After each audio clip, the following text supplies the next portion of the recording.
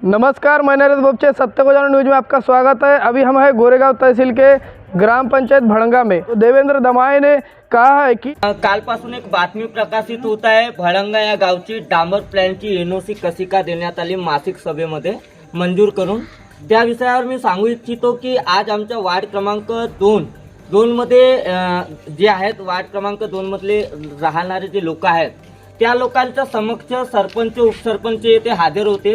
त्या लोकांनी मंजुरी पण केली की आम्ही दिलेही असेल एनओसी तर आम्हाला 3 महिन्याच्या आतमध्ये त्याला नामंजूर करता येते।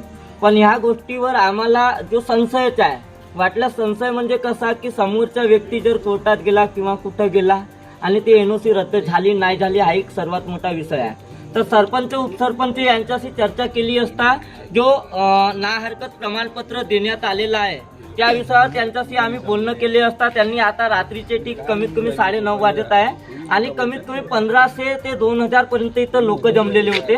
त्या लोकांच्या समक्ष सरपंचांनी सांगितले की आम्ही तात्काळ म्हणून एक मासिक सभा ठेवत आहोत आणि त्या मासिक सभेमध्ये जे एनओसी दिलेले आहे त्याला आम्ही नामंजूर करतो आणि येत्या शनिवारी आम्ही लोक विशेष म्हणून एक जे जनता दरबारप्रमाणे जनताची एक आमसभा ठेवण्यात येत आहे असं त्यांनी ग्वाही दिली, तात्काळ आमसभा म्हणून।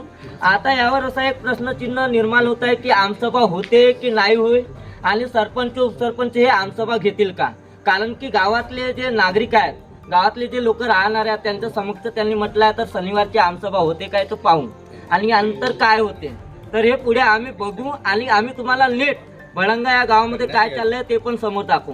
तर आता एनओसी नामंजूर होते की नाही याकडे आमचा सर्वात मोठा लक्ष आहे आणि जर त्यांनी कंस्ट्रक्शन सुरू केलेलं असेल समोरच्या माणसाने डांबर प्लॅनचा तर त्यालाही मी सांगतो की त्याची ते पर्सनल प्रॉपर्टी आहे, प्रायव्हेट जागा आहे, त्याच्यामध्ये तो घर बांधलेली काही बांधे, अंगूर बाग बगीचे कोणताही काम करे, पण जर डांबर प्लॅन जर त्याने टाकला तर आमच्या गावातील लोकांचा पूर्णपणे विरोध आहे। आणि असे लोकांच्या माध्यमातून आज ज्याप्रमाणे मला धमकी दिली आहे, धमकी मी सोशल मीडियावरही व्हिडिओ व्हायरल केलेला होता, त्याला पण सांगू इच्छितो की त्याची वय 19 वर्षाची होती। त्याचं शिक्षण पाहून मी त्याच्याकडून माफीनामा लिहून घेतला आहे, जनप्रतिनिधी समक्ष, सरपंच उपसरपंच होते त्यांच्या समक्ष।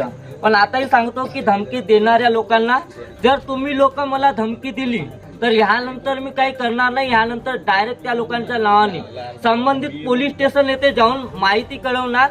व दुसरी गोष्ट हे का जे गोंदिया जिल्ह्याचे पोलीस अधीक्षक कार्यालय आहे त्याच्यासमोर धरणे आंदोलन देणार आणि जोही माणूस मला धमकी देईल त्याच्या नावासह मी सोशल मीडियावर व्हिडिओ व्हायरल करेन। तर याच्यापूर्वी थेट नक्की समजून घ्या की धमकी देण्यापूर्वी ही तुम्हाला माझ्याकडून म्हणजे हात जोडून विनंती आहे की गावाच्या हितामध्ये तुम्ही कोणत्याही प्रकारचे जे त्यांचे रिलेटिव्ह असतील किंवा राजनेते असतील मोठे त्या लोकांनी धमकी देण्यापूर्वी माझा तो पहिला व्हिडिओ बघून टाका, त्यानंतर धमकी देण्याचा प्रयत्न करा ही विनंती। तो ऐसी ही खबर के लिए सत्य को जानो न्यूज को देखते रहिए। मिलेंगे अगली खबर में, तब तक के नमस्कार।